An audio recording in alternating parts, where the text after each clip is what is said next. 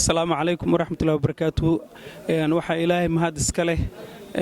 maanta farxadan aan ka qayb galnay ama ma aragtay masaajidka asaaskiisa aan soo bilownay ilaahay mahadiisa ayaa maanta ilaahay joojiyay annagoo aan soo bilownay maalintii ugu horeysay ilaa maanta aan dhamayno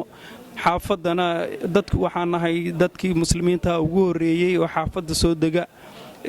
marka xaafadda ma aysan lahayn meel lagu tukado ama meel iskugu imaado ilaahay mahadis waxaan ka soo bilownay juhdigeena iyo dadaalkeena guri inaan salaad jamaaca ku bilowno haddana aan ma aragtay ilaahay mahadiisa haddana maalin jimca kaliya inaan meel iskugu imaano haddana ilaahay dirtiis waxaan maanta farxad iyo waan u helnay fursad shanta waqti inaan masaajid weyn oo ma aragtay inaan xaafadda aan ka aasaasnay aan ku dhameynay annagoo farxadii aan ku bilownay haddana farxadii aan ku dhameynayna maanta alxamdulillah ilaahayna joojiyay ilaahay baa mahad iska leh ilaahay waxaan ugu mahadinaynaa dhammaan muslimiinta meel walba ay joogaan khaasatan jaaliyadaha ku nool West Columbus ilaahay baan ugu mahadinaynaa wabillahi tawfiiq. Assalaamu calaykum waraxmatullahi wabarakaatuh.